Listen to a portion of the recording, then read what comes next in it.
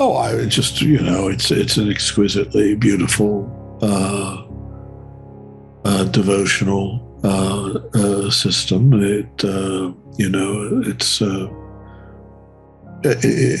has all of the virtues of Indian and Sufi and other, Hindu and Sufi, but is also a uniquely coherent synthesis in itself, or spiritual vision in itself of total dedication to God, in love, equality of the sexes, emphasis on social justice, Sikhs really is how it's pronounced, which is, in English sounds better to say Sikh. Devote themselves to the care of others. You find them doing charity work, medical work, very much like the best of Christians. So I mean, I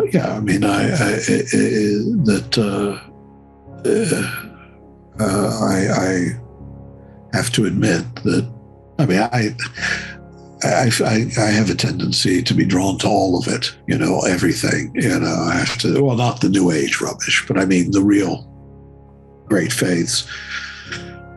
That's either a strength or a weakness of character, depending on how you view these things. If you believe strict exclusivist dogmaticism is the same thing as faith, then of course I'm a decadent.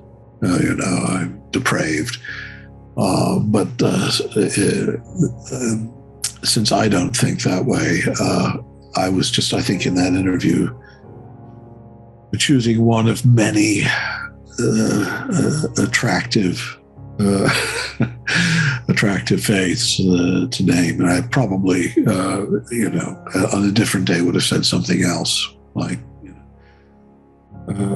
Orthodox Jew or some kind of Vaishnav or something. I don't know. In both my most recent theological texts, which came out on the heels of one another, I make a distinction between the Christian religion, which is, using the modern sense of the word religion. It's almost an anthropological category. I mean, this group of people, and you can identify them by their tribal emblems, like crosses, crucifixes, communion, but it would include Baptists, Catholics, Orthodox, whatever.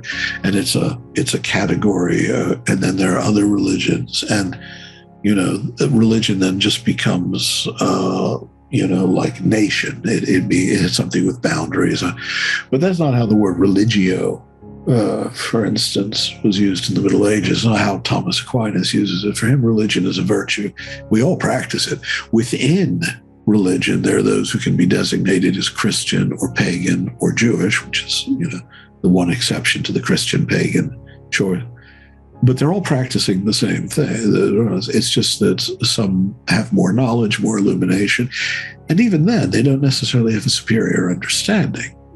For instance, like on, issues about the doctrine of God, Thomas clearly prefers, say, Ibn Sina to certain Christian thinkers on the nature of it. So it's like the Calvinists here, or the Thomists there, or certain fideistic Orthodox here, whatever, have a far inferior understanding of who Christ was than, say, someone like Yogananda in his book, because on the resurrection, for instance, or Prabhavananda's commentary on the Sermon on the Mount.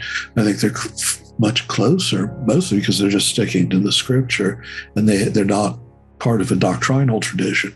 Have a much closer and a much better sense of who and what the person of Jesus was, But I mean, that's the way I tend to think. I think there's religion, and that there are not religions. I just, I think that's a modern category that should be abandoned. Something more like the ancient world's understanding is that there are local or larger cults or practices or devotions. But what we call religion is one thing.